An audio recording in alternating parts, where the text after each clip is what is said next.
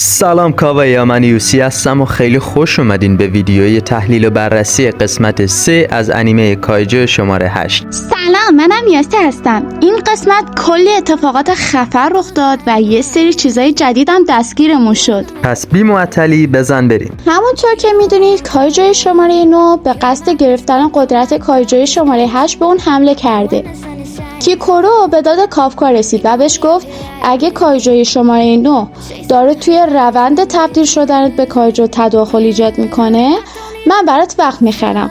فقط من سرگرمش میکنم تو تبدیل بشی، چون به تنهایی حریفش نمیشه. جفتشون به کایجو شماره 9 حمله ور شدن و اونم کم نیاورد و همزمان با هر دوی اونا مبارزه کرد و با تکنیک خودش به کافکا و کیکورو شلیک کرد. اما کیکورو با سرعت خیلی زیاد بهش حمله ور شد. این سرعت زیاد یا پرواز سریع رو مدیون سلاح خودشه که مربوط میشه به کایجو شماره 4، چون هر سلاحی ابیلیتی خاص خودشو داره. سکانس بعدی کودکی کیکورو رو میبینیم، جایی که مادرش یعنی هیکاری شینومییا هنوز زنده بود و به او لقب والکری رو داده بودن و سلاح شماره 4 خودش هم به همراهش بوده.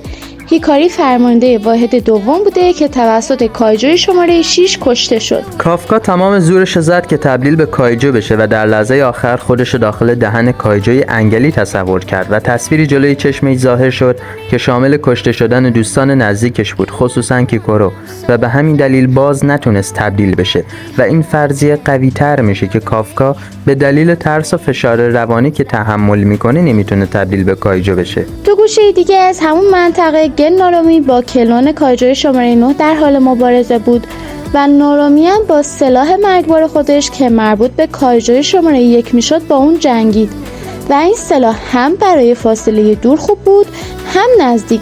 برای فاصله دور این سلاح حکم تفنگ رو داره و میتونه باهاش شلیک هم کنه. همین هم باعث تعجب کایجو شماره 9 شد و ایساو شینومییا گفت کایجو شماره 9 مثل یه ویروس میمونه. به خاطر ارتباطی که پیوسته با انسان‌ها داره مدام تغییر میکنه و خودشو بروز میکنه و این توانایی رو تا حالا توی هیچ کایجوی دیگه‌ای ندیده بودیم و این یه تهدید بزرگه.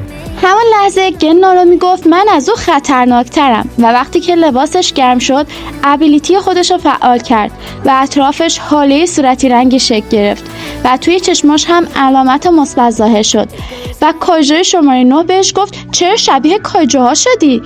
ایساو شینومییا گفت اسم این ابیلیتی رتینا 01 و کاربردش هم همینه که قبل اینکه دشمن بخواد حرکتی بزنه با استفاده از این چشم میتونه حرکت دشمن رو خوند قبل اینکه بخواد حرکت کنه و این قابلیت مال کایجو شماره 1 بود. با استفاده از همین تکنیک تونست کلون کایجو شماره 9 رو نابود کنه و کایجو شماره 9 هم با استفاده از قابلیت خودش تونست سلاح کیکورو رو نابود کنه و کافکا و کیکورو رو هم زخمی کنه.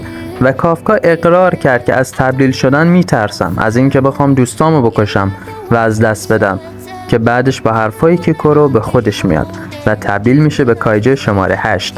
این ورژنیشو تا حالا ندیده بودیم. کایجو شماره 9 یه لحظه تونست کایجو شماره 8 رو قفل کنه، ولی کایجو شماره 8 با حرکت برق‌آسای خودش از بدن مورچه رد شد و هسته مورچه رو گرفت نابود کرد.